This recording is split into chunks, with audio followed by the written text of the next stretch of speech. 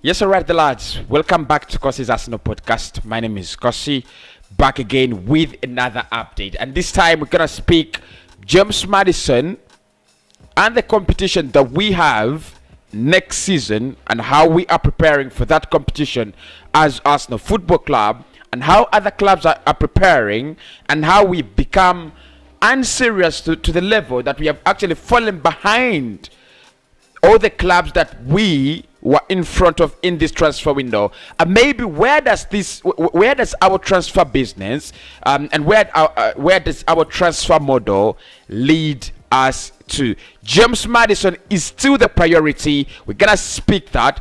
Juice going to Chelsea. I will speak about that and what it means for Chelsea in their transfer, in their Premier League pursuit, in their title challenge. We will speak about Liverpool and how they have done their transfers, and how they and now for me they are just automatic, title contenders. City, looking at Grealish and Ken, those are deals. Just one of them makes them, a title winner. Just one of them. And the Manchester United signing Rafael Varane as well as Jadon Sancho. We will get deeper and deeper in that. So please do smash a like on the video. Do subscribe to the channel. It's not gonna be a very informative video in terms of who's coming in and what is Arsenal doing in the market. It's gonna be kind of an appraisal, a simple appraisal. Just to try to compare Arsenal to other clubs that really have good and real ambitions. Because for me, our ambitions are actually non-trail. They're non-trail, despite the fact that we might not have loads and loads of money. But the way we conduct our transfer business, from a season where we finished 8th, from 5 seasons where we failed to qualify for Champions League, from a season where we failed to go to Europe in 25 years, it means a lot. It would have meant a lot. Let's get the party started. So Dean James has been speaking on the football terrace. Great man, great journalist Dean Jones, and he was actually saying that Arsenal will still have James Maddison as their priority target.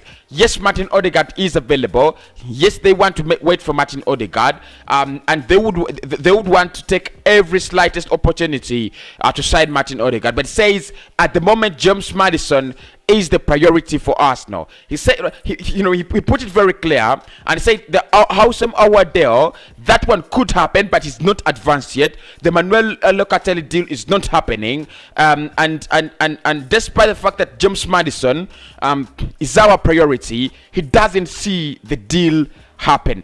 Very clear words and very concise. He says, I don't see the James Maddison deal happen. However, that doesn't mean Arsenal have lost their focus on the player. He is still their priority. And he says Manuel Locatelli, that one I don't see it happen. Houssem Awa, which would have been the easier deal, is not advanced yet. So that is the position in which Danny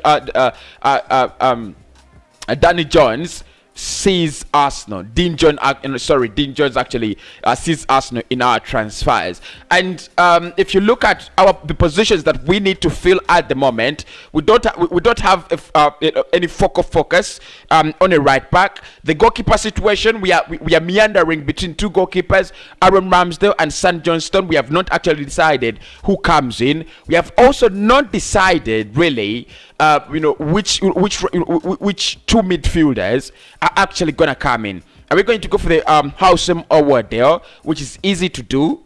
Are we going to go for Ruben Neves deal, which is Premier League experienced, who is Premier League experienced? Are we going to go for James Maddison, who has the Premier League experience and directness, or are we going to wait for Martin Odegaard? We have actually not decided. We are not really. We are still thinking about it. But as we think about it, let's talk about some other clubs, because when many Arsenal fans think about their transfer business, we brought in Ben White, we brought in Albert Lokonga, or we brought in Nuno Tavares, Arsenal is doing some business, you forget that you're competing with other clubs. So let's start off with Chelsea. Chelsea last summer have done almost the complete transfer, business that could take them 5 years. That's half a decade, because they have brought in two forwards. They are very young, Timo Werner and Kai Havertz. That could take them half a decade without any worries on the front line. They brought in young defenders in Malangsa. Malangsa has been on loan, on loan in Portugal. Hopefully, it's gonna come back. And they've also brought in Ben Chilwell. If you look at their midfield, the likes of Mason Mount, the likes of N'Golo Kante, that could be. That could be 2 years, 3 years. Still, I know N'Golo Kante has overworked himself, and they do need to get in someone, but not this season. Definitely not this season. Definitely not next season. Chelsea will think about getting in someone to replace N'Golo Kante in the next 2-3 years. So, at the moment, they want to bring in Jules Koundé, and I think the only problem Chelsea have is if they lose Thiago Silva. Who actually comes in? Jules Koundé is one of the best centre backs in Europe right now. Very young, a lot of potential, highly rated, and his ceiling is absolutely so high. So if Chelsea bring in Jules Koundé and partner him with Rudiger, I don't think Zuma is the man. But if they partner him with Rudiger, that is a defense that goes for 6 years.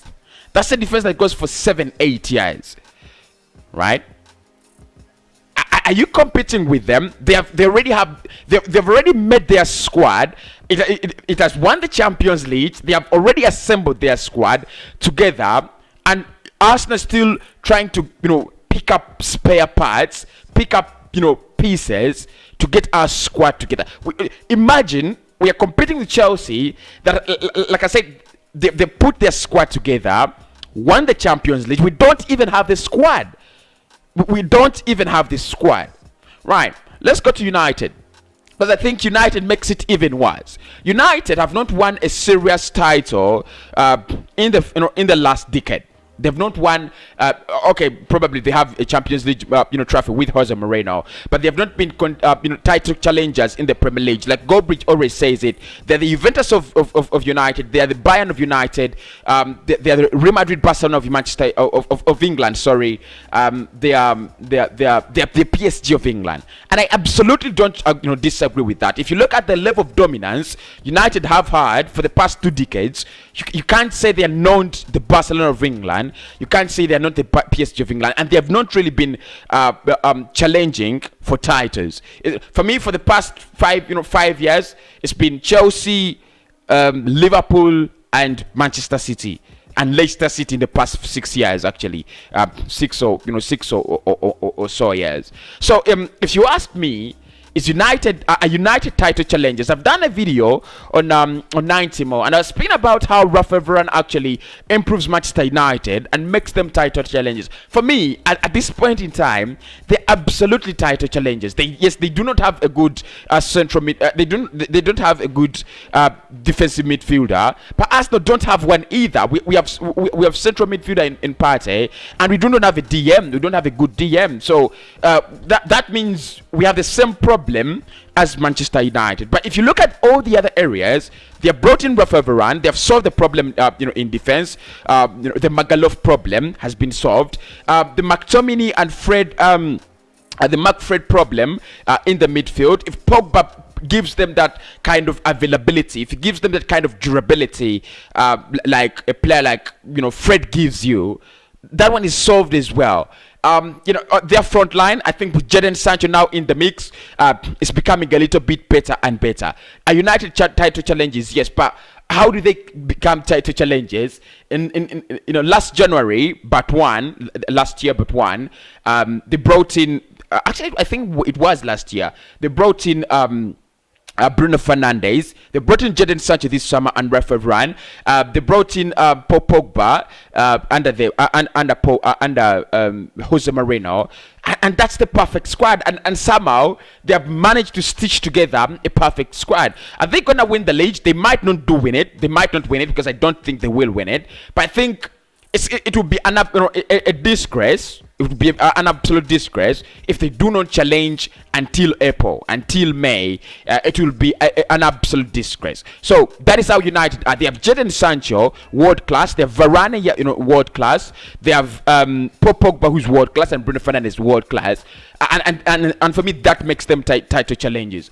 City are looking at, because City will only have one problem, and that is Kun Aguero leaving. Gabriel Jesus should have been the perfect man for Pep Guardiola, but my problem with him is he doesn't score as much as he receives the chances. He doesn't convert the chances as well as he gets them. So they need a striker. They need someone that is more reliable. And you saw them struggling in at the beginning of last season. That was one of the reasons they played with a false nine who was at times Riyad Mahrez, and I think he did a very great job. But if they're trying to get Harry Kane, for Christ's sake, and if they get Kane, how do you compare yourselves to them?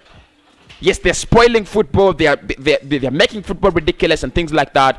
But if you cannot stitch together a squad, City are just fixing in one chip. Even if they get Grealish, because look, I think they can play Foden as a false nine. They can play Riyad as a false nine. It's gonna work out. The moment they get a player like Jack Grealish, and I think they'll get Grealish, because Villa have no reason not to sell. Absolutely, City have the money, and Aston Villa will need the money.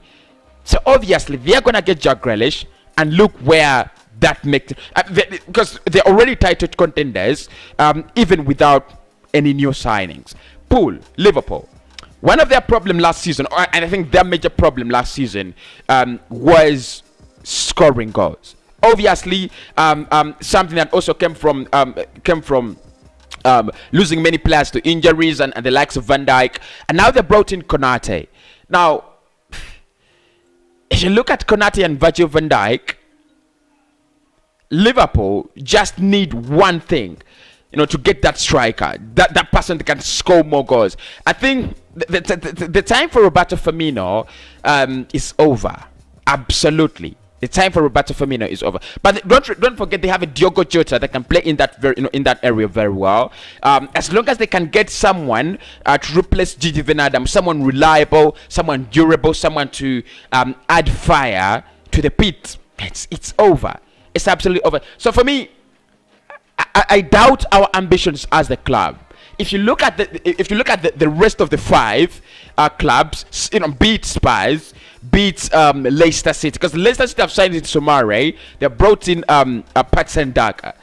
That means their their midfield is 10 times stronger than that of Arsenal, which is empty, and their striking line. For me, Patson Daka at the moment is an equivalent of Pierre-Emerick Aubameyang, because Patson Daka is young and he is on it. He's on it. Aubameyang has switched off. We don't know whether it's gonna switch on back again. So they're Patson Daka. They have Jamie Vardy.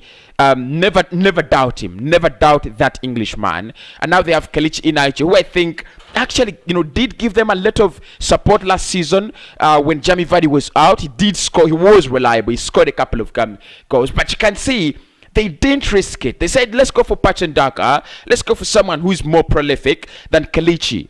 Let us actually go for Somare. Add him into the mix. That is what ambitious clubs do. Arsenal is not ambitious. Arsenal is not looking at, I think we're not even looking at top four. Honestly, we're not even looking at top four. Because look, if Arsenal bring in Houssem Aouar and James Maddison, it doesn't make it. It doesn't make us title contenders like many people who are deluded think. James Maddison, Houssem Aouar, Ben White, what they do is they make us top 5 contenders. That's it.